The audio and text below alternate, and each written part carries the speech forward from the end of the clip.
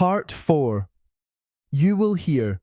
The talk covers the history of American film, highlighting silent films, the emergence of sound films, the golden age of Hollywood, the impact of television, and the rise of independent films.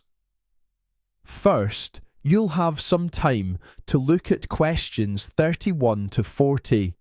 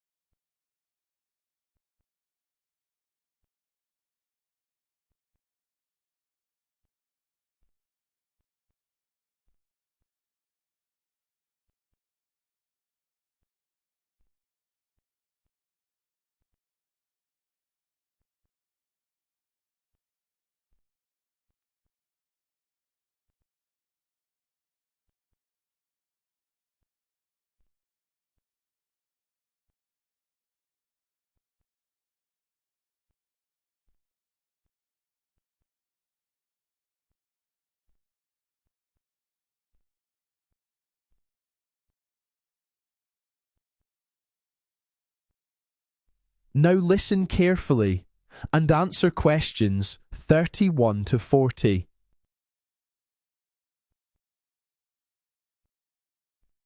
Good morning, everyone.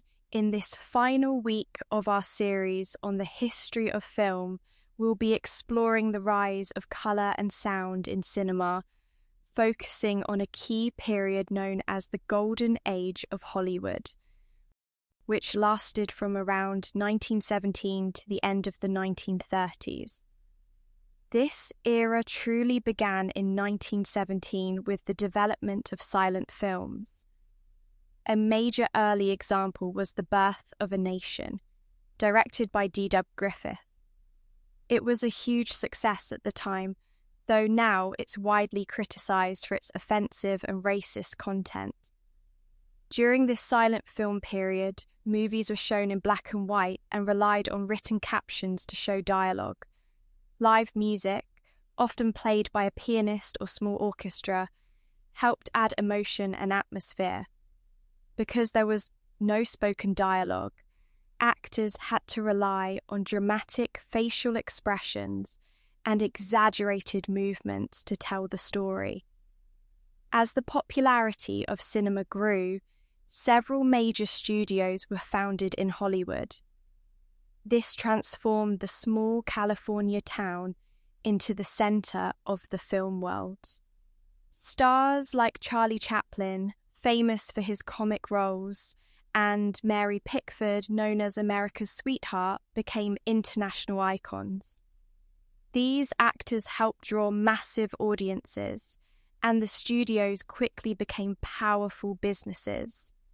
Major companies like Paramount, MGM, and Warner Brothers controlled nearly every part of the film process, from hiring actors to showing films in their own cinemas. This structure became known as the studio system. A major turning point came in 1927 with the release of The Jazz Singer. This was the first successful film to include synchronized sound and spoken dialogue. It marked the beginning of a new era, the talkies. The impact was enormous. Audiences were amazed, and soon all major studios began producing sound films.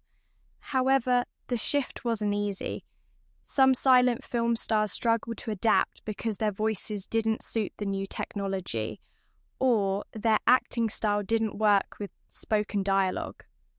Studios also had to invest large sums of money in new recording equipment and redesign their sets to prevent sound problems. Despite the economic difficulties of the 1930s, including the Great Depression, Hollywood continued to produce a wide variety of films. People had less money, but they still went to the cinema to escape from daily life. Studios made musicals, romantic comedies, action films, and dramas, many of which are still popular today. These films gave audiences hope, glamour, and fantasy in difficult times. The 1930s also brought new technology, particularly in colour. While colour films had existed in some form for years, the process was expensive and difficult. That began to change with the introduction of Technicolor, which allowed for brighter, more stable colours. A major breakthrough came in 1937 with Walt Disney's Snow White and the Seven Dwarfs, the first full-length animated feature. It was a huge success and showed that animation could be both artistically impressive and commercially viable. By 1939, several important films were released that are now considered classics, such as Gone with the Wind and The Wizard of Oz. Both were made in colour and are often seen as the peak of Hollywood's golden age.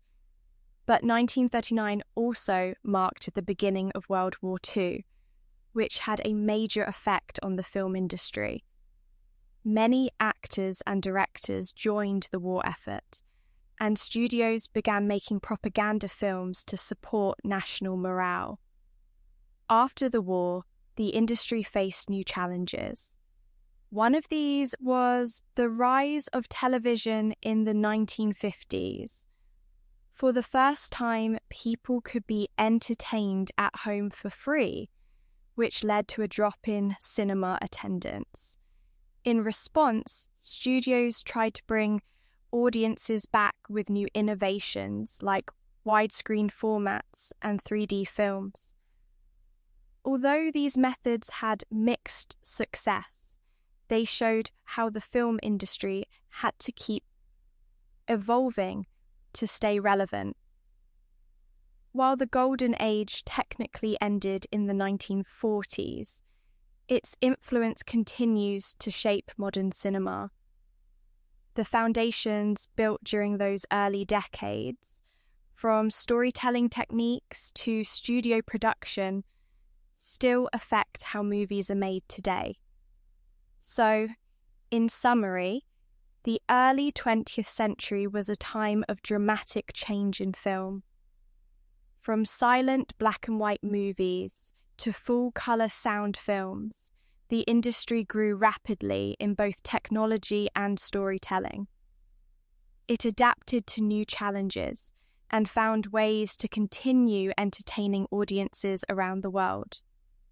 Next week, we'll look at the rise of independent cinema and how filmmakers outside the big studios began to reshape the industry. That is the end of part 4. You now have 30 seconds to check your answers to part 4.